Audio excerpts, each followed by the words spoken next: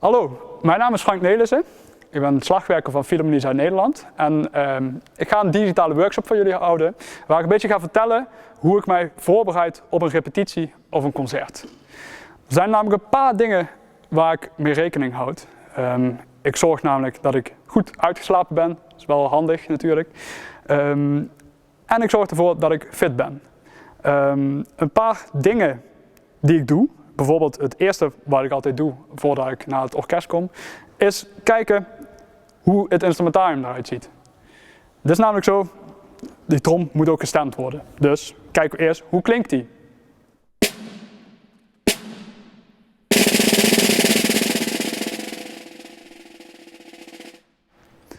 Nou, is niet verkeerd. Maar wat ik dan meestal doe, ik pak de stemsleutel en ik ga even alles langs. Ik doe even draai een klein beetje.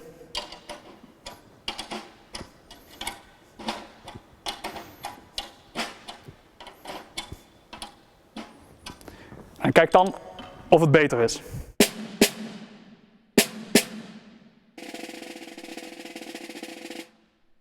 Belangrijk is om te kijken hoe het in het midden klinkt en ook aan de zijkant. Je wilt namelijk overal snaren horen. Wat je bijvoorbeeld kunt testen is dat je eentje of de snaren helemaal los zet en je gaat alle plekken even langs.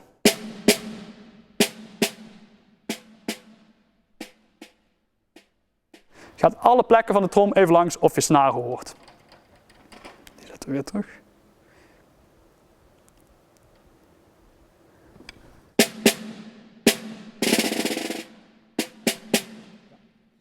Mocht het nou niet beter zijn geworden of denk je van, nou ik ben er niet helemaal tevreden over, denk altijd na op welke plek dat je gestart bent. Dus als je bijvoorbeeld 1 keer alles een halve slag gedraaid hebt, moet je altijd onthouden, die stap heb ik gedaan. Zodat je altijd een basisreferentie hebt. Ik vond het namelijk nu een klein beetje te hoog worden. Ik weet dat ik nu alles een klein beetje hoog heb gedraaid. Nou, draai ik gewoon alles weer een fractie naar beneden.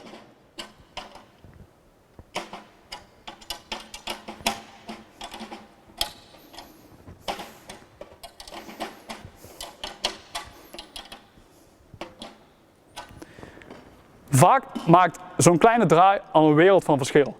Het hoeft namelijk, wat je vaker kunt doen is een andere trom pakken of een diepere trom. Maar vaak kun je al door de trom net iets hoger te zetten, kun je hem al iets duidelijker maken van geluid. Of iets lager, maak je hem wat voller, wat dikker. Zodat je kleine nuances kunt maken in het geluid van een klein trom.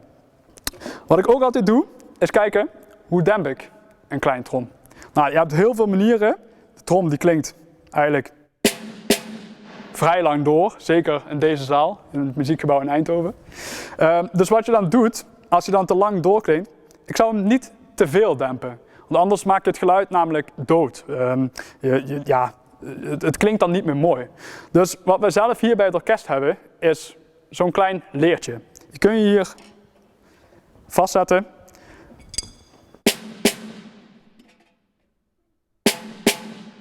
En dan neemt hij eigenlijk het schellen van het geluid neemt hij al weg.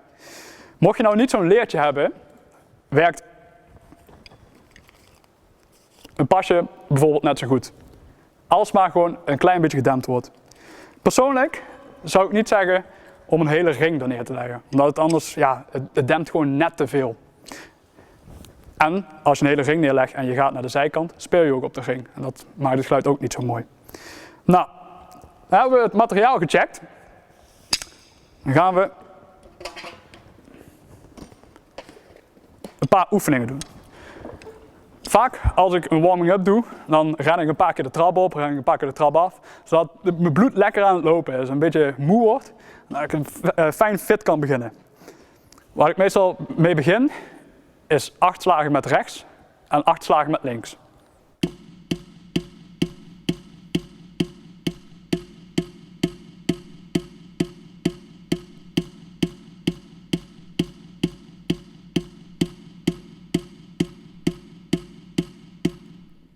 Belangrijk hierin is dat je heel soepel beweegt.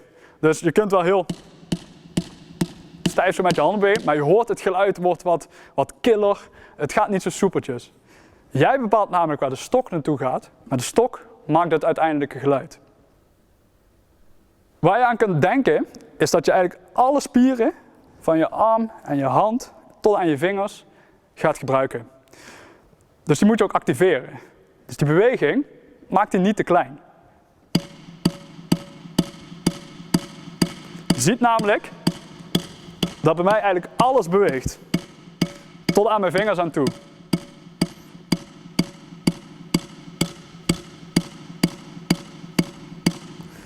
Een hele, niet zo leuke oefening, maar wel heel effectieve oefening, is dat je heel hoog met je arm gaat bewegen, heel langzaam. Totdat je echt helemaal omhoog reikt. En dan weer rustig naar beneden gaat. Je voelt dan echt al je spieren van in je buik, in je torso, je schouder, achter in je rug, voel je allemaal bewegen. Het is meer dat je nadenkt, welke spieren gebruik ik eigenlijk allemaal. Dit is niet alleen maar de pols, het is ook je armen, alles. Alles gebruik je. Om dat een beetje soepel te laten bewegen kun je ook een paar, ja, ik noem het zelf dansoefeningen maken. Dus dat je bijvoorbeeld de stok, als je slaat, om jezelf heen slaat. Of bijvoorbeeld met rechts.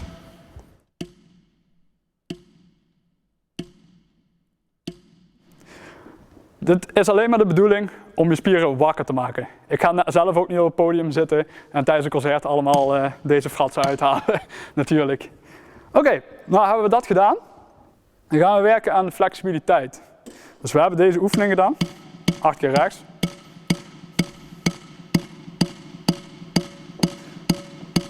Nu gaan we hem om en om doen, 2 keer zo snel. Dus we beginnen 8 keer rechts.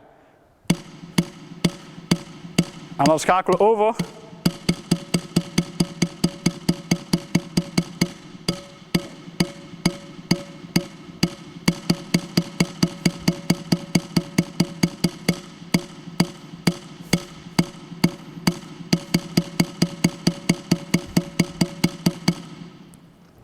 Dat is een hele goede oefening om gewoon wat flexibiliteit te krijgen. Souplesse in je armen en je vingers.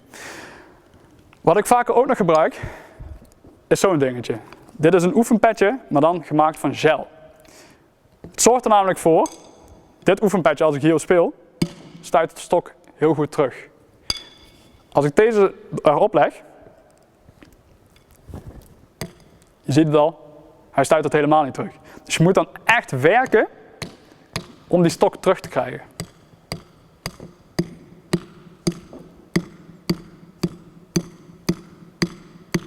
Ook als je bijvoorbeeld dubbels oefent, dan moet je juist heel hard werken om die stok terug te krijgen.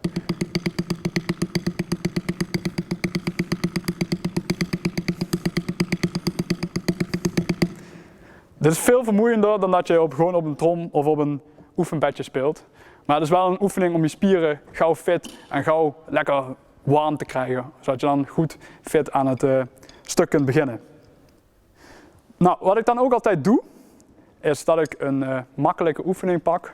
Bijvoorbeeld, ik heb hier voor mij het boek Intermediate Snare Drum Studies van Mitchell Peters. En dan pak ik dan eigenlijk gewoon de eerste pagina uit. En die ga ik op allerlei verschillende manieren spelen. Rechtsom, linksom, met dubbels. Om in ieder geval zoveel mogelijk verschillende mogelijkheden te krijgen. Ik heb zelf van vroeger alles op rechts aangeleerd gekregen. Dat ik eigenlijk iedere noot met rechts begin. Maar af en toe is het juist makkelijker om juist over te stappen naar de andere hand. Dus dat je juist met links begint. Of je komt bijvoorbeeld toevallig met links uit. Dan moet je wel weten, hoe kom je verder. Daarom is het eigenlijk handig om makkelijke oefeningen, zoals alleen ook met linksom te oefenen. Nou, wat ik dus heb gepakt hier, dit boek, pak dan de eerste oefening uit. Die ziet er zo uit. En die ga ik op allerlei verschillende manieren spelen. Dus we beginnen eerst met rechts.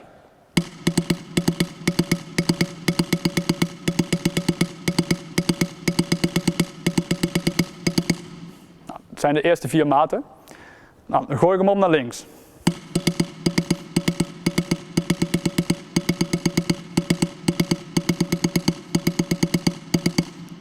Je kan hem ook helemaal om en om doen. Zodat je niet iedere tel met rechts of met links uitkomt. Maar dat je juist iedere tel met een andere hand inzet.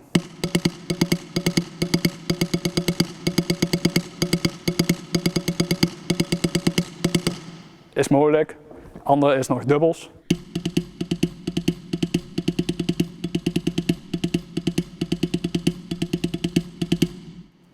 Dus je kunt allerlei verschillende variaties bedenken, alleen maar om het jezelf makkelijker te maken wanneer je tijdens een concert of tijdens een repetitie een moeilijkere passage tegenkomt. In een slagwerksectie is het vaak heel belangrijk om samenspel goed te krijgen. We zitten vaak achteraan in het orkest. We hebben allemaal onze eigen solopartij. Iemand speelt bekkens, iemand speelt pauken. Maar vaak zijn er toch momenten waar je precies samen uit moet komen. Nu hoeft dat niet zo lastig te zijn. Een oefening daarvoor, daar heb je eigenlijk niks van nodig dan alleen maar je handen. Wat je dan doet, je gaat bij elkaar zitten met z'n vijven, of met z'n vieren, of met hoeveel dat je bent in de slagwerksectie. En telkens één iemand neemt de leiding. Wat hij dan doet, hij gaat heel duidelijk omhoog met zijn handen en heel duidelijk omlaag, zodat we één keer een klap krijgen. Het belangrijkste erin is de voorbereiding. Als ik hier begin en ik ga één keer naar beneden, kun je nooit samen met mij spelen. Kun je nooit samen zijn. Als je duidelijk voorbereidt de beweging, je gaat omhoog en weer omlaag, dan hoeft het niet zo moeilijk te zijn om samen te spelen. Het moet wel heel duidelijk zijn. Dus, laten we een keer proberen. Probeer maar eens een keer met mij samen te spelen. Gaan we er nog een keer doen. En nog een laatste keer. Is het gelukt? Probeer nu één keer hierop samen te spelen.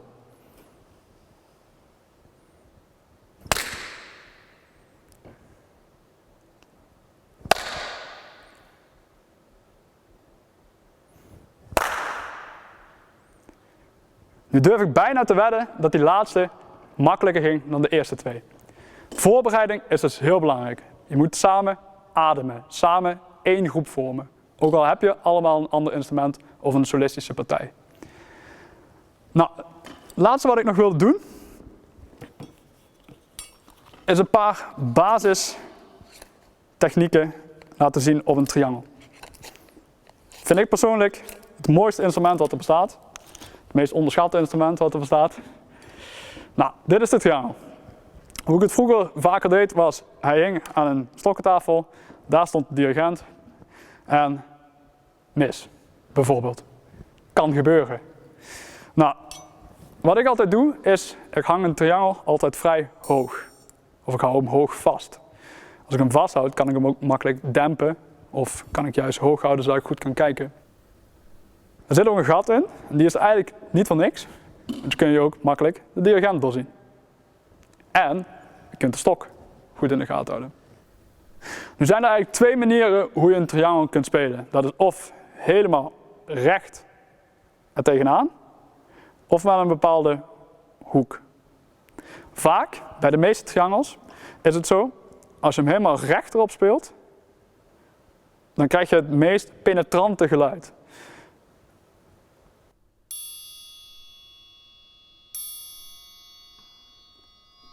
En als je juist met een hoek speelt, krijg je juist meer boventonen, meer kleur.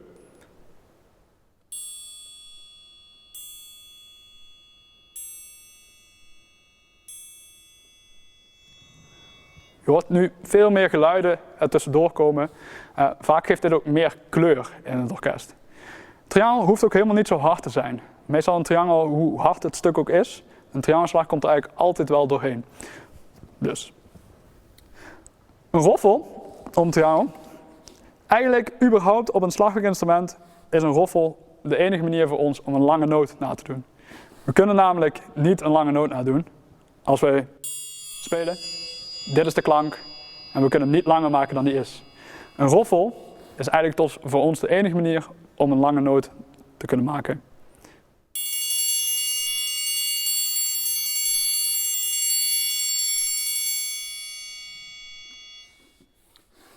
Wat dan belangrijk is dat je een triangel of überhaupt een slagwerkinstrument dan ook hoort zingen.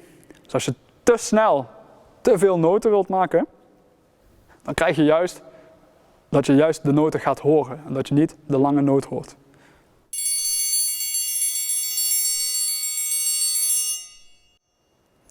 Voor mijn gevoel klinkt nu veel meer dan een mooie, rustige lange noot. Mijn tip zou dan ook zijn, als je roffelt om een triangel, om het niet te snel te doen.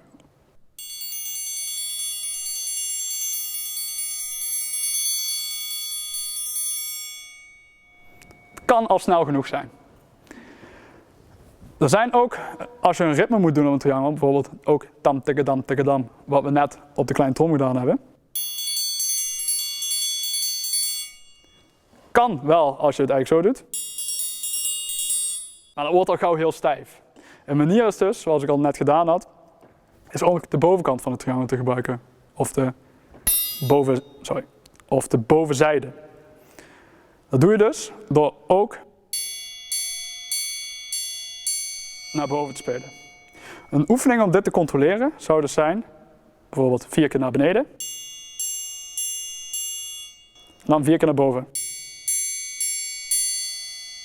Wat vaak gebeurt namelijk, is dat de beweging naar onder wel gaat, maar naar boven klinkt die juist zachter. Dan moet je meer energie zetten om die omhoog te halen. Dus om te oefenen zou je ook de triangel iets meer kunnen dempen. Want dan kun je beter horen of het gelijk klinkt, egaal klinkt.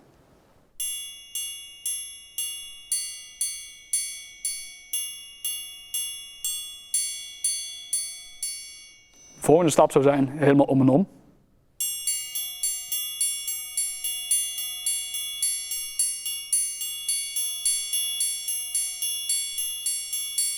Of juist sneller.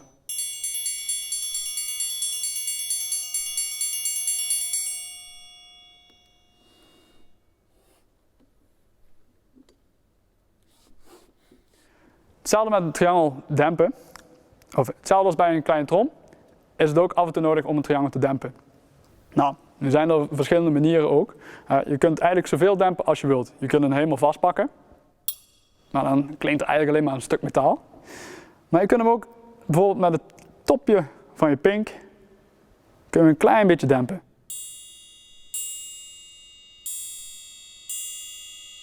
Dat eigenlijk net het kleine, het lange geluid iets korter klinkt. Vooral met ritmes, als je hele duidelijke ritmes moet spelen, kan het wel handig zijn, zodat de ritmes er net nog iets duidelijker uitkomen. Nou, dat zijn eigenlijk de voorbereidingen die ik meestal doe voor een concert of een repetitie. Ik hoop dat jullie er wat aan gehad hebben. Mochten er nog vragen zijn, stuur ze door naar het orkest en dan zal ik ze proberen te beantwoorden.